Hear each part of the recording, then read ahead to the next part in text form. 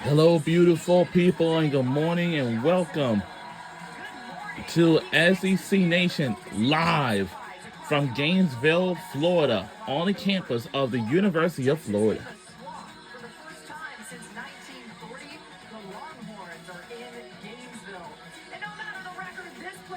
Now, today, the Florida Gators will take on the Longhorns.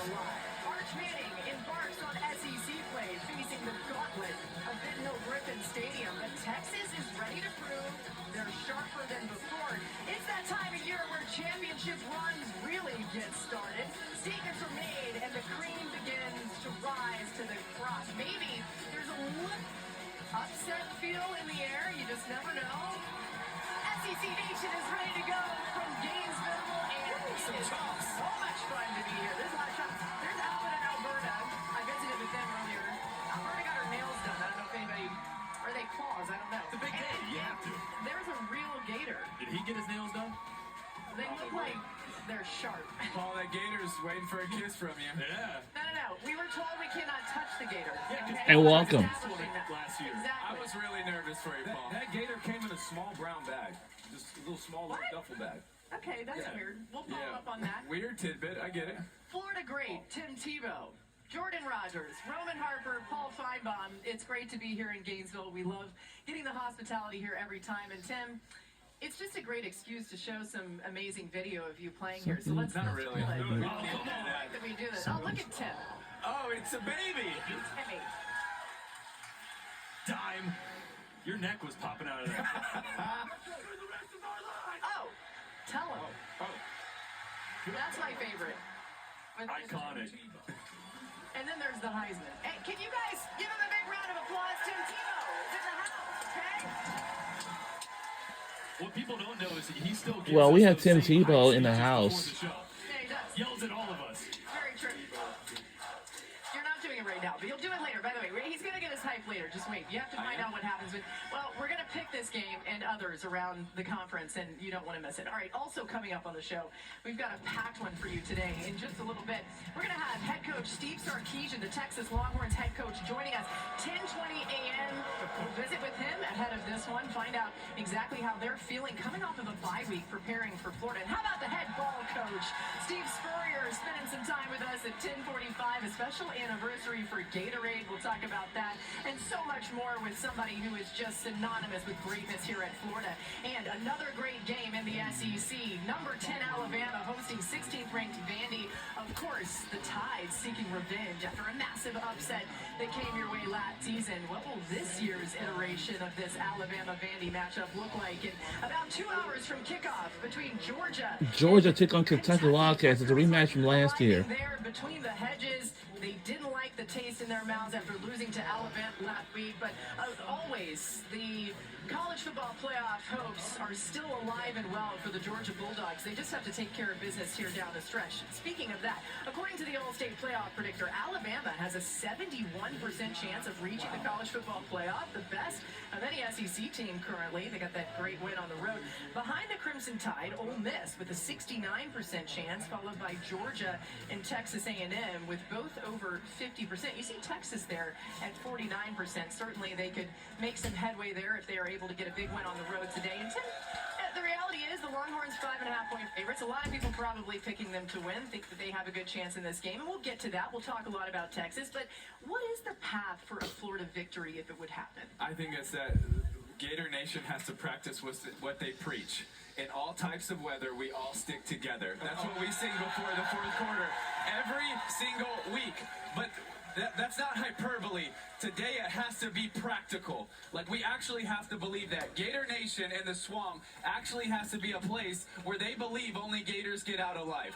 You see, when we were playing, that wasn't just a motto, it was a belief that we believed we were going to take people into deep waters and eventually you couldn't swim any longer. Yeah. There was a mentality that somebody else is going to flinch and it wasn't going to be us. Yeah. And that has to come from the players, from the coaches, from the administration, and most importantly, these fans. There has to be a confidence and a swagger brought back to Gator Nation.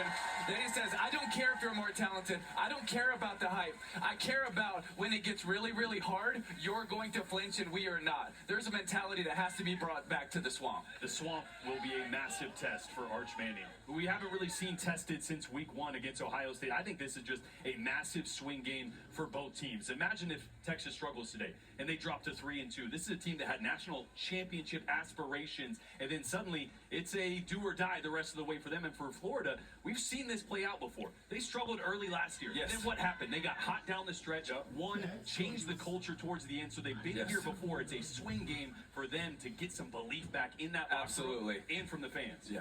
It's a couple of things that are really, really true and resonate with me right now, standing here in Gainesville. I've been with my fans all morning, a little bit of Your fans. how I'm feeling, a little 6, 7, you know what I mean? I don't know how I'm feeling about it this 6, 7. morning, but I will say this. The offense of Florida has been one of the most underwhelming sides of any football team in the SEC all year long. Can they fix that? I do not know. And I also know one other thing. When this team is down, when Billy Napier in Florida has their backs against the wall, nobody plays harder for their coach than this team does and the players here. So they have a special need and a special love for this coach. So can they rise up to the occasion? And can the fans be loud all game long, whether your offense is scoring or not? You have to be into it and make it hard on the opposing team, and that team is Texas today. Yeah, the sad part about this program is everything you said is true, and we saw it play out last year. Yes. But where has this Florida passion been all season long? That is my question. Yeah. And if it doesn't come back today, it's not coming back this year. It is that important for Florida to win this game. Conversely, on the other side, it's maybe even more important for Arch Manning and Texas to show up, because if they blow this game, that's 2 losses. They've got Red River next week. They've got a massive schedule in front. I would say a loss today, Texas is going to be finished. That's a good point. 3:30 Eastern on ESPN. By the way, Florida without some really important defensive guys. Caleb Banks, he's still out Really dealing with important. that foot injury. A couple DBs too. Aaron Gates, Dejon Johnson. We'll talk more about that and how it could factor in today. As we welcome in Pete Thamel, he is there with some more information. Let's start with Texas, Pete, and some of the injuries they're dealing with at running back. What can you tell us about the Longhorns? Watch this guy go block this guy. Hey, he tries to knock him Absolutely, Laura. I need you guys to get me on speakerphone for those Tebow pep talks to get me ready for these injury reports when I hop on SEC Nation. I'm jealous you get those like the promise every week. I'm going to start with some Texas injury information here, Laura. They have back Trey Wisner returning. He'll be playing for the first time since the Texas game. Since the Ohio State game. He's Texas's leading rusher last season. He's been dealing with a hamstring injury. His return is important because their other star back, CJ Baxter, is out. Arch Manning also gets a key weapon back, Laura. Emmett Mosley transferred over from Stanford last year. He was the best young wide receiver in the ACC as a freshman. He was one of Texas's best wide receiver in camps. He hasn't played yet this year. He pulled that hammy during camp. He'll make his debut today. That could obviously juice up a Texas offense that's been generally underwhelming. All right, more from Pete throughout the show. Thanks for the latest, Pete. And yeah, we will put you on speakerphone for Tebow's pep talks. He gave us one of those before this thing started. Let's talk about what Pete just said there. I think Mosley being available is huge, and also Trey Wisner, Jordan. What does that do for Arch Manning in this offense? Yeah, Wisner maybe not quite 100%, maybe not a full workload. Baxter out. I actually think it's going to force Sark to use Arch's legs early, design quarterback runs, but I think bodes well for his confidence and who he is as a passer later in the game. When you get his legs going, you saw it, the trash talk and the confidence comes a little swag. That's You see the Arch Manning I want to see. So maybe we see more of the runs from him early, and that could be good for this offense. I also think Mosley's really important because we saw him last year and just how dynamic he could be at times. But the question is, will he be on the same page as Arch, right?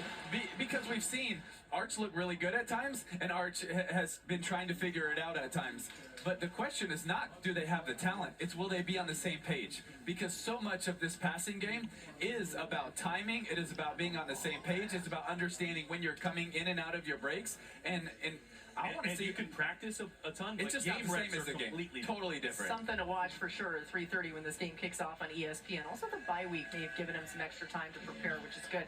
Now, the Swamp is one of the toughest places to play in the SEC. The Florida Gators have been nothing short of dominant at home. The Gators 127-35 at home this century, having outscored their opponents by an average margin of 19 points per game. It's time to look at some extraordinary games to focus on with this week's Saturday Saturday slate brought to you by Regions Bank. And now in less than 2 hours on ABC, 12th ranked Georgia taking on Kentucky. The Bulldogs 19.5-point favorites against the Wildcats in Athens. Gunnar Stockton, remember, led Georgia with 130 yards on 13 of 20 passing in the loss to Alabama last week. A lot to build on from him. He did use his legs at times. Kentucky lost to South Carolina. They're desperate for a win. Go ahead, Rome. Dare I say, Vandy Hate Week in the state of Alabama. Come on. Yes, it is that game. It is that week for Alabama, understanding that they beat Georgia last year. They're in the same position as Alabama was last year, but this Vanderbilt team is hungry. They believe in each other.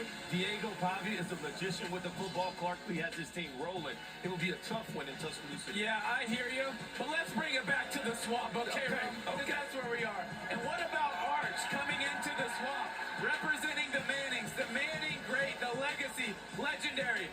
But they're also, as a family, 0-5 against the Gators. Can Arch change the story?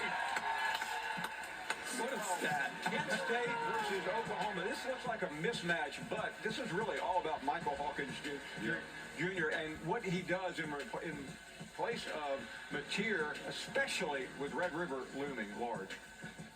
Well, this Mississippi State team, 4-1, coming off a tough overtime loss, looks so good under Jeff Lebby this year. They're going to roll into College Station against a Texas A&M team that is rolling right now. It's going to be a blackout. The crowd is going to be crazy. Injuries up front for Mississippi State on the offensive line will dictate this game. Can they block Cassius Howe? That'll be the question. Yeah, and Jordan, as you know, there's some major injuries